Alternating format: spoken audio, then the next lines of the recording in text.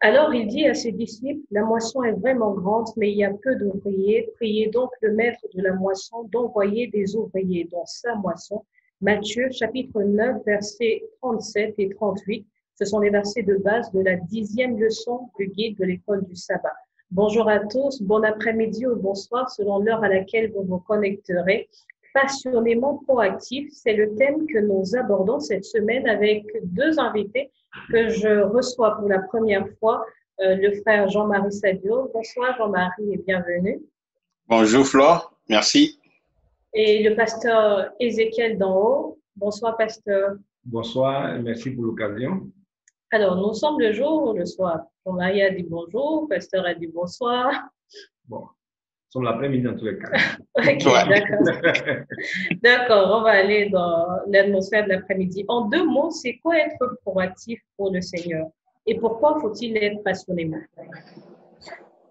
Effectivement, c'est vraiment important d'être proactif pour le Seigneur parce que ce qu'on attend d'un disciple, c'est cette initiative personnelle, cette initiative à aller vers les personnes qui ont besoin de Christ dans leur vie.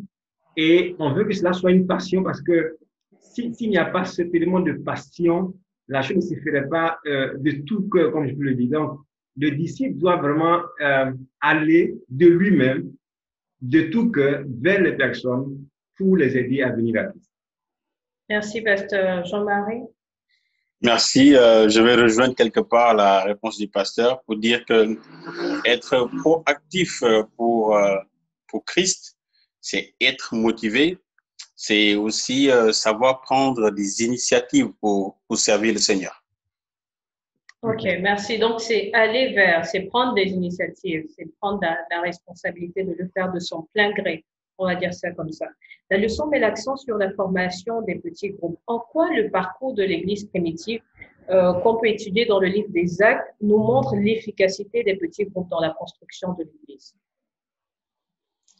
Dans un premier temps, ce que je voulais dire, c'est que effectivement, la construction des petits groupes a été un élément vraiment fondamental dans, je dirais, l'explosion de l'Église ou même la croissance de l'Église.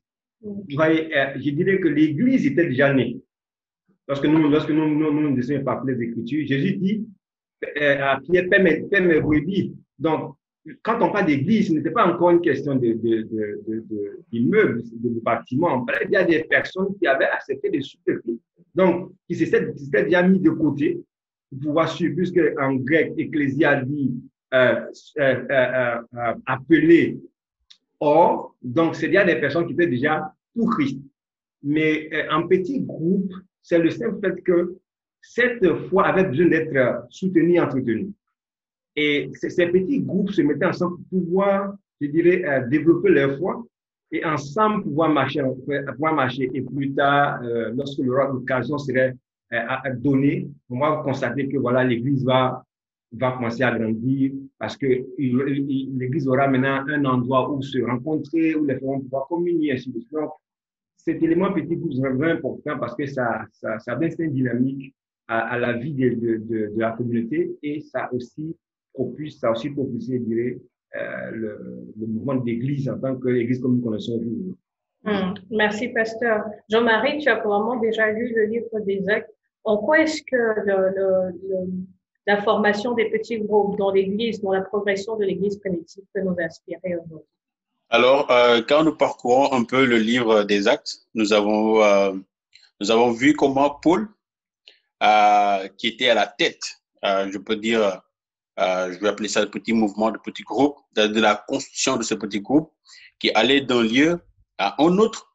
Et partout où il passait, il trouvait des personnes qui étaient vraiment engagées, des gens qui étaient motivés. Mais c'était des personnes qui avaient une véritable expérience avec Jésus. Moi, c'est une chose qui m'a beaucoup marqué tout au long de cette semaine.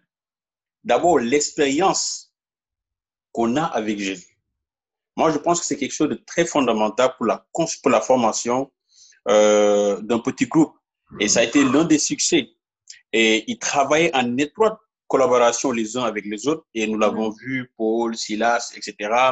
Toutes ces personnes qu'il a eu à rencontrer, des gens qui venaient un peu de partout, c'était des gens qui connaissaient Jésus. Des gens qui avaient une expérience spirituelle avec Jésus. Et quand ces personnes se sont mises ensemble, nous avons vu l'explosion de l'évangile qu'il y a eu un peu partout dans cette partie de la Grèce, etc., en Italie, etc. Et moi, je pense que cette expérience avec Jésus qu'ils avaient, et puis ils venaient des horizons divers, et en même temps, ils étaient de cultures différentes. Et cela me montre que même si on est de cultures différentes, même si nous ne sommes pas du même pays, mais si nous avons la même vision, la même expérience de servir le Seigneur, je pense que nous pouvons faire des exploits. Sur cela, je veux aussi ajouter le fait que on ne doit pas aussi oublier que la question du petit groupe a été l'idée de Dieu. Nous constatons que dans l'Ancien Testament, il y a eu cette action du petit groupe, même à la création, même dans le travail de Moïse, ainsi de suite. Et après, on est entré dans le Nouveau Testament et ça a continué.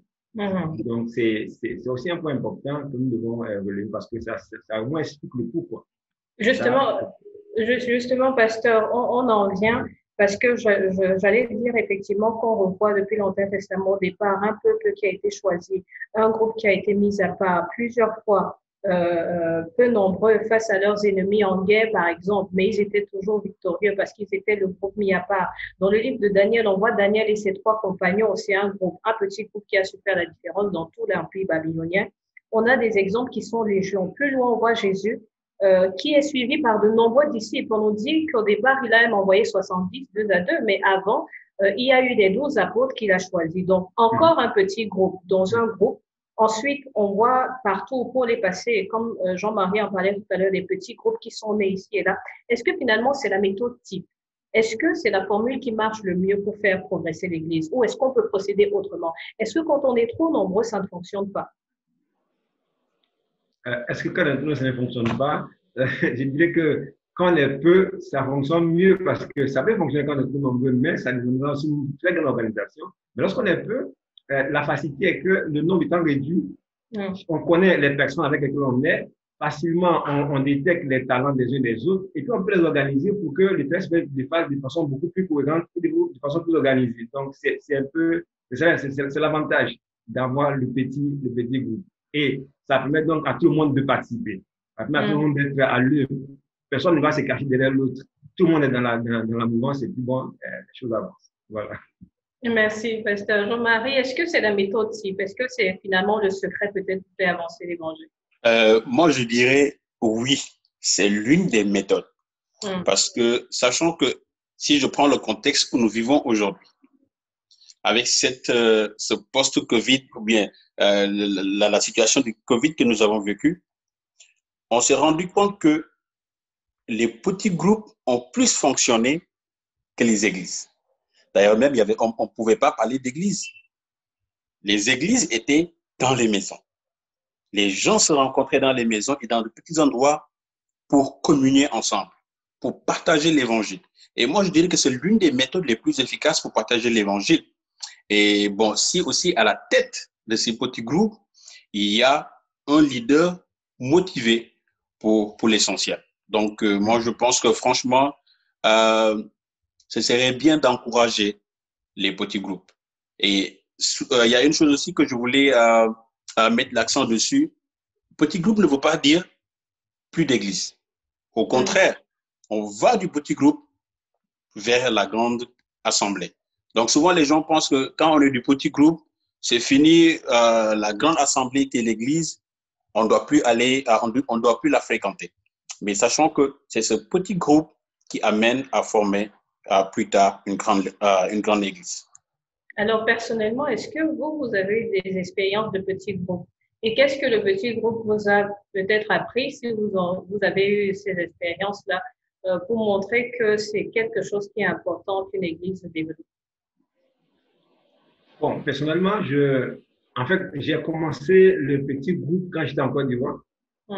À l'époque, j'étais encore un jeune garçon à l'église. Quand l'église nous avait demandé de constituer un petit groupe pour un projet pilote, Donc, on avait construit ce petit groupe, on avait commencé à fonctionner. Et c'est là-bas que j'ai eu mes premières expériences de petits groupes. Et finalement, je me suis intéressé à ça. Et j'ai constaté que effectivement, les petits groupes nous permettaient de nous connaître mieux, de resserrer nos relations et d'entreprendre ensemble en tant que groupe. On avait le temps de mieux s'organiser pour pouvoir entreprendre des actions beaucoup plus claires et beaucoup plus précises. Donc, après cela, l'Église a aussi augmenté ce nombre de petits groupes et il y a eu plusieurs petits groupes dans l'Église. Et nous avons donc vraiment appris de ces petits groupes-là parce j'étais vraiment dedans et je faisais avec. Bon, on a aussi vers la fin du projet, nous avons aussi eu des baptêmes, organisé des campagnes, ainsi de suite. Donc, ça nous a vraiment aidé dans le travail. Avant de donner la parole à Jean-Marie, est-ce qu'il y a une activité qu'un petit groupe peut faire, qu'un grand groupe ne peut pas faire, par exemple? Est-ce qu'il y a des facilités à faire certaines choses en petit groupe plus qu'en grand nombre? Bon, quand on est en petit groupe, c'est plus facile de connaître les besoins des uns des autres. Parce qu'on est en petit groupe, parce qu'on se voit fréquemment, on partage beaucoup de choses ensemble, on communie ensemble, on fraternise. Donc, facilement, on s'ouvre aux uns aux autres. Et on comprend, on connaît les besoins des gens les uns les autres beaucoup facilement. Alors que quand on est en grand groupe, quand chacun vient, bon, il vient sous son meilleur jour, il vient s'asseoir, il regarde les gens faire, quelquefois il ne participe pas, pas activement réellement. Et puis bon, quand le culte finit, il s'écoute, c'est tout. Mais en petit groupe, tout le monde se connaît, tout le monde dit quelque chose, tout le monde s'exprime, et voilà. On connaît un peu les besoins des autres beaucoup plus rapidement, et puis on intervient beaucoup plus. Merci, Pasteur Jean-Marie. Une expérience personnelle en petit groupe? Pour être né dans l'église, dans une grande assemblée, mais aussi, tout récemment, je pense que ça date même pas de 2 ans, au début de l'année 2019, alors que j'étais encore au Sénégal, on avait un petit groupe chez l'ancien Moïse, et je crois que ça a été une très belle expérience. Bien avant ça, j'ai été aussi leader de petits groupes. J'ai participé à des petits groupes qui sont au Mali, au Cameroun, mais plus particulièrement au Sénégal, comme je l'ai dit tout fraîchement il y a 1 an, chez l'ancien Moïse. Ça a été une très belle expérience de voir d'autres personnes qui ne font pas partie de notre assemblée venir participer à des rencontres de petits groupes. Et comme le pasteur vient de le dire, c'est des moments franchement conviviaux, c'est des moments qui sont vraiment spéciaux, différents de ce qu'on a l'habitude de voir tous les mercredis, tous les vendredis ou tous les samedis à l'église. Parce que dans un petit groupe, non seulement il y a le témoignage vivant de l'évangile. Pour cette personne qui n'a jamais entendu parler de Jésus, bon, supposons que je suis dans mon quartier, les gens me voient chaque jour aller à l'église, les gens me connaissent à travers mon comportement. Le jour où on se rencontre, on échange, c'est là que les gens découvrent pourquoi je suis telle personne. Donc, c'est des moments de témoignage vivant de l'évangile, de l'amitié sincère. Il y a la fraternité dans les petits groupes, il y a l'unité et il y a le service. Et au-delà de ça aussi, moi, je me rappelle quand on partageait avec nos invités, chacun nourrissait l'autre. Bon, je n'étais pas la seule personne ou bien l'ancien Moïse qui partageait l'évangile, mais on recevait aussi des autres. Et cela nous a permis de comprendre qu'on n'était pas les seuls à avoir une expérience en Jésus-Christ, mais que les autres aussi pouvaient nous apprendre aussi de leur façon d'adorer le Seigneur. Ça, c'est une chose extraordinaire qu'on peut apprendre à travers les petits groupes. C'est des moments où une personne qui n'a pas l'habitude de parler dans une grande assemblée, dans les petits groupes, souvent ces personnes s'expriment d'une façon qu'on ne peut pas imaginer. Donc, les petits groupes permettent de fraterniser, les petits groupes permettent de relever le potentiel des uns et des autres, de donner la possibilité à ceux qui ne se sentent pas souvent à l'aise dans les grands groupes d'interagir et de vrai aussi pour le Seigneur. Mais en quoi des activités concrètes, par exemple, d'un petit groupe peuvent mieux structurer l'organisation d'une grande communauté, par exemple? Donc, si on sort du petit groupe, si on a des activités en petit groupe, en quoi est-ce que ce fonctionnement de petit groupe peut mieux structurer l'organisation de manière générale d'une communauté, d'une grande communauté? Je dirais que on veut mener une activité, par exemple. On n'aura pas besoin de convoquer une grande assemblée pour pouvoir s'organiser. Les petits groupes, c'est en même temps, je dirais, le comité, c'est en même temps tout. On est là ensemble tout le temps. Rapidement, on réfléchit sur la chose et puis bon, on s'organise. Si on doit sortir, par exemple, une activité missionnaire, on sort, on se programme pour un jour et on sort. Si on doit mener une activité sociale dans le quartier, on se met juste ensemble et puis on parle, on essaie de mettre les choses en place et l'activité se réalise. Pas besoin d'attendre longtemps ou bien d'attendre des autorisations de comité par-ci par-là. Mais avec le petit nombre, on va un peu plus vite. Un peu plus vite. Voilà. Donc, c'est quelques exemples que je voulais donner. De votre point de vue, j'ai le sentiment que les petits groupes aident les frères et les sœurs, ceux qui sont déjà dans la famille chrétienne, effectivement, à mieux s'organiser et à mieux se structurer. Mais est-ce que quelquefois aussi, les petits groupes ne pourraient pas créer des divisions? Comme je vais expliquer, quand on est, par exemple, trop attaché à certaines personnes, plus qu'à d'autres, parce qu'on est effectivement tout le temps dans le même groupe, on marche ensemble, on se voit tous les jours à nos réunions particulières. Est-ce que cette façon de faire-là ne peut pas, je veux dire ça comment, rendre les relations un peu distendues avec des autres petits groupes si on est tout le temps dans des activités d'un petit groupe? Moi, je dirais non. Au contraire, c'est ça la vie du petit groupe. C'est vrai que les problèmes peuvent surgir si le groupe parce que avant que tu n'ailles plus loin, et on a par exemple dans le livre on voit déjà dans le livre des Actes comment est-ce que Apollos commence à bien apprendre du message au travers d'Aquilas et Priscille parce qu'il était déjà un bon orateur. Ensuite, on a Paul de l'autre côté, Paul prêche, mais on se retrouve dans une lettre où Paul dit à l'Église, si je paraphrase un peu ces gens, vous avez créé des clans. Il y a des personnes qui suivent plus Apollos et qui disent, moi, je suis d'Apollos, et d'autres qui disent, moi, je suis de Paul. Est-ce que les petits groupes, à un certain moment donné, ne peuvent pas aussi être à risque pour la fraternisation de la grande communauté? C'est vrai que la divergence d'opinion ne peut pas manquer dans un groupe. Ça, il faudrait que les gens le comprennent et l'acceptent. Mais quand nous partageons tous la même vision, nous avons le même esprit, nous passons du temps à l'étude de la parole de Dieu ensemble, je pense que il ne peut pas y avoir, ça sera difficile qu'il y ait des dissensions dans un groupe. Ça peut arriver parce que nous sommes des humains. Aujourd'hui, je peux appartenir à un groupe. Au début, ça se passe très bien jusqu'au jour où une personne dit que je ne suis pas d'accord. Et dans un groupe, on doit accepter les opinions contraires des autres. Ça ne doit pas être un obstacle pour le groupe d'avancer. Mais ça peut amener aussi le groupe à étudier ce que cette personne-là est en train de dire, si c'est vrai ou pas. Donc, souvent, après, moi, je dis que ça dépend. Ça dépend. C'est vrai qu'on l'a vu avec l'exemple que tu viens de citer, avec Paul, les gens qui disent, moi, je suis d'Apollos, moi, je suis de Paul.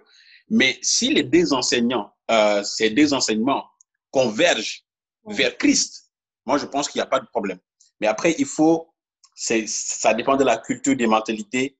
Je pense que quand on a un bon leader dans un groupe, il doit tout faire pour amener les gens sur l'objectif qui est de gagner des âmes. Parce que les groupes, ce n'est pas pour nous, membres d'église. Un groupe existe, c'est pour servir les autres. Et si nous devons servir les autres, nous ne devons pas entre nous essayer de voir, oui, ce que je dis, c'est ça qui est vrai, ce que l'autre dit, bon, non. Moi, je pense que le but des petits groupes, c'est d'apporter la parole de Dieu aux autres. Moi, je pense que c'est mon opinion. Merci. Pasteur, avant que vous ne preniez justement la parole pour donner votre opinion, je voulais juste préciser que quand on voit Paul et Apollos, on voit bien que Paul, lui, ne fait pas de reproche à Apollos parce que Apollos n'est pas responsable de ce qui est en train de se passer, bien que ce soit un très bon leader, c'est pas de sa faute si les gens font ce qu'ils font. Donc, comment ensuite, quand vous allez répondre, vous pouvez ajouter cet élément-là, comment est-ce qu'on peut tout le temps rappeler aux gens qu'il ne s'agit pas d'une concurrence avec un autre petit groupe, qu'il ne s'agit pas non plus d'affinité qu'on veut créer dans ce groupe-là et les séparer des autres, mais qu'il s'agit, comme Jean-Marie a dit, d'une œuvre commune qu'on fait juste plus facilement en petit groupe? Comme nous l'avons vu dans notre leçon, effectivement, l'objectif du petit groupe, c'est d'amener les personnes au témoignage. Et le docteur Marc Finet le précise ici dans la leçon, il dit ceci. Il dit que le ministère des petits groupes s'étendra bientôt si l'accent est mis sur, sur l'intérieur et non sur l'extérieur. Il dit que le ministère des petits groupes s'éteindra bientôt. Le ministère va s'éteindre si les gens mettent plutôt l'accent sur l'intérieur que sur l'extérieur.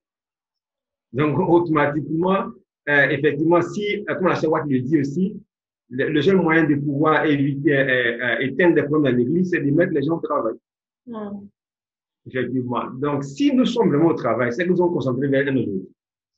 Si le leader vraiment fait ce travail-là, de tourner le regard des personnes vers l'objectif, les mettre au travail, et c'est pour cela qu'on est là, c'est pour ça qu'on a fait le petit groupe.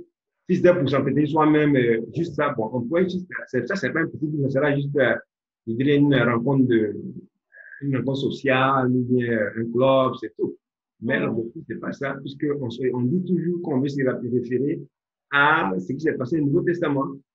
Et ils l'ont fait pour pouvoir faire avancer l'évangile. Et nous, c'est ça aussi notre objectif, de faire avancer l'évangile en faisant connaître Christ à tout le monde.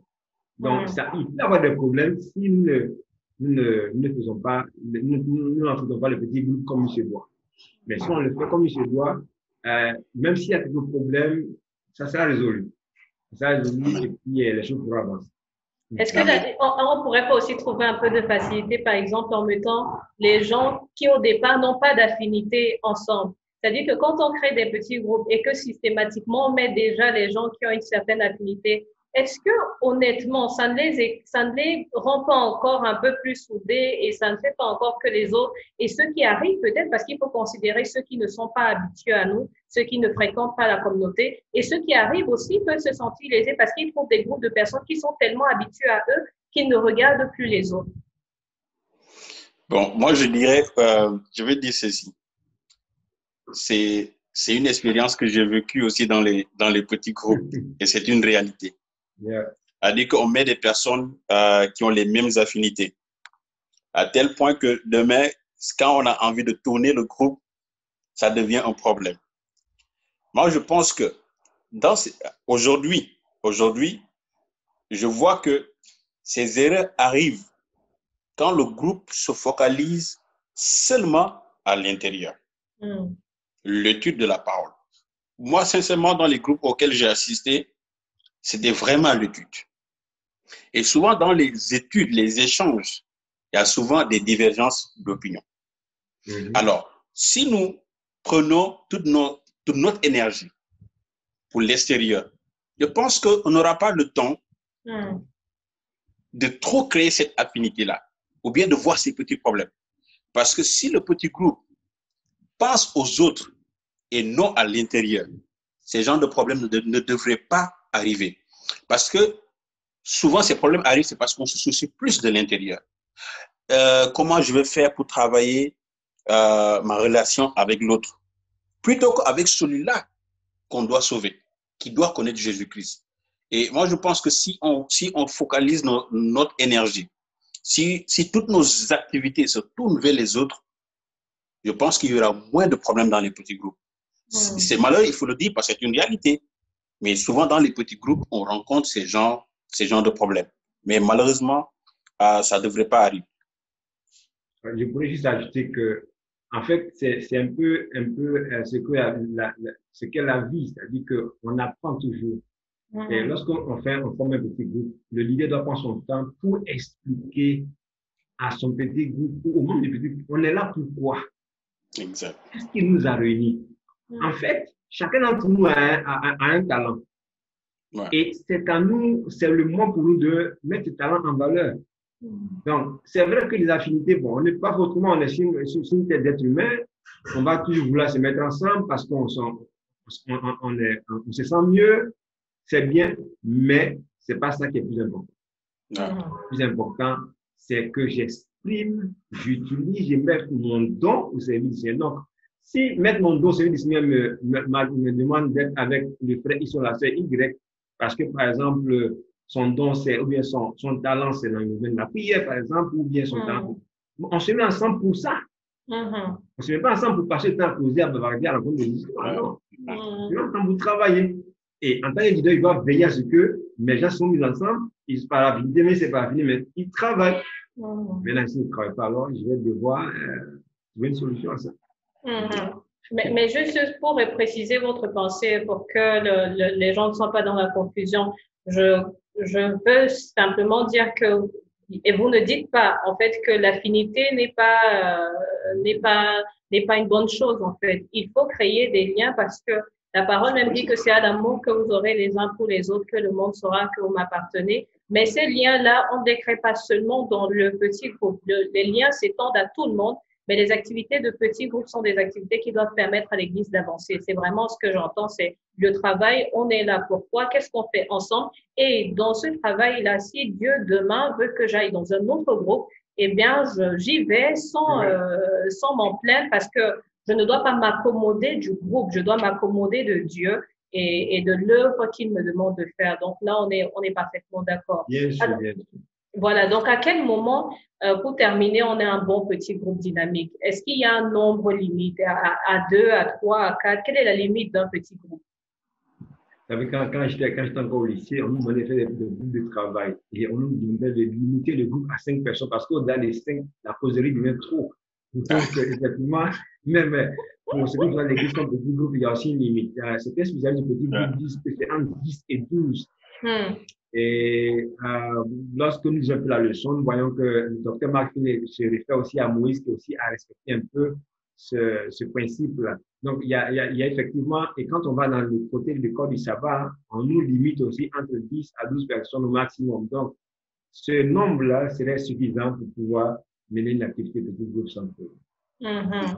Merci, pasteur. C'est vrai qu'on voit aussi dans la parole que les synagogues pouvaient être créées à partir de 10. Dès qu'il y avait 10 personnes, à ce moment-là, ils pouvaient créer une synagogue. Et je présume aussi que pour Paul, dans ses marches, a eu des groupes de 5, de 10. Ça n'a pas toujours été le même nombre.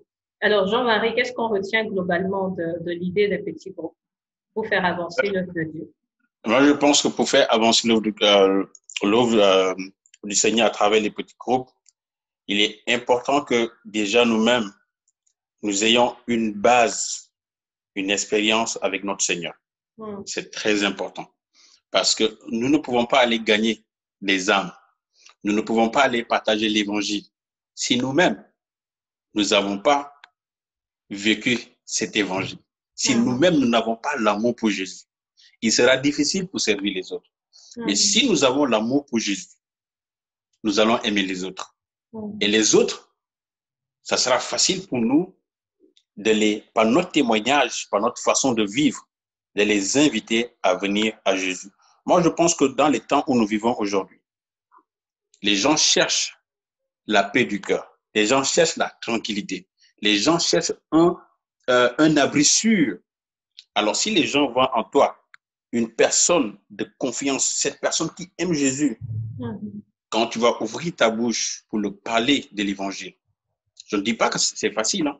Ça, je le répète, je ne dis pas que c'est facile, mais beaucoup voudront savoir quel est ton secret. Et c'est là qu'il faut profiter et parler de Jésus aux autres. Et j'encourage fortement les petits groupes parce que c'est un moyen puissant et efficace pour faire progresser l'évangile.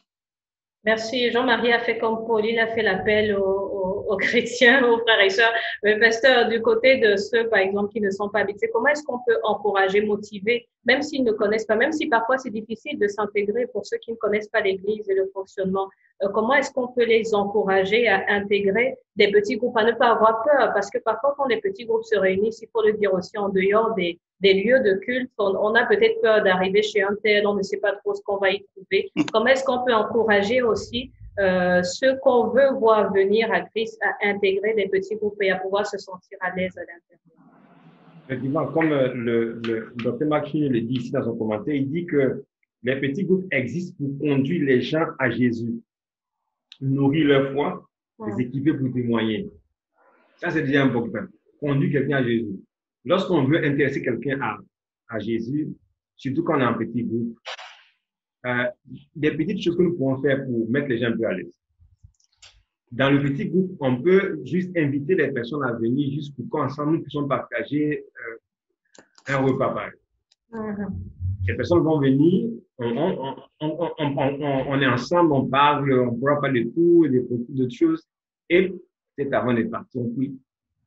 Et ces personnes progressivement vont commencer à s'intéresser à ce groupe. Parce que quand on y vient, on fraternise, on communie, on s'entretient et on ne juge personne. On accepte tout le monde tel que la personne est. Et puis la personne, au fur et à mesure, elle se sent à l'aise et elle va intégrer le groupe progressivement.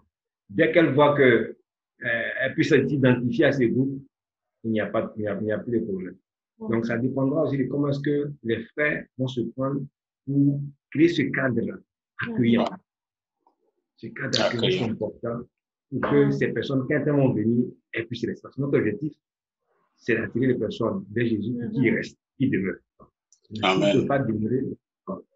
Et on ne doit pas oublier un détail, c'est qu'entre nous, évitons les petites querelles, les petites dissensions qui ne vont pas nous permettre de pouvoir avancer. Nous tous, on sait que le petit groupe, c'est une bonne chose. Même l'ennemi sait que c'est une bonne chose. Donc, nous créer les circonstances pour que, je dirais, l'environnement ne soit pas propice. Oui. Et dès que c'est comme c'est ainsi, bon, vous allez voir que les gens vont se retirer à un. Et puis après, bon, on se retrouve seul, le petit groupe meurt, il n'avance pas. Parce qu'il n'a pas créé les conditions de survie qu'il faut. Donc, c'est important que nous créions socialement un environnement qui puisse accueillir ces personnes. Merci beaucoup, pasteur, pour ce message d'encouragement. On retient effectivement un cadre accueillant, un cadre propice à l'annonce de l'Évangile, une porte ouverte qui doit conduire les autres au Seigneur. Donc, puissions-nous tirer le meilleur parti des conseils ou des recommandations, des expériences qui ont été partagées aujourd'hui, et que Dieu nous aide à travers les petits groupes et la grande communauté à faire son œuvre et à hâter le retour du Seigneur. Merci à vous deux, Jean-Marie, pasteur Ézéchiel. Merci d'avoir partagé ce moment avec nous et on se retrouve la semaine prochaine pour une autre émission. Merci. Au revoir. Au revoir.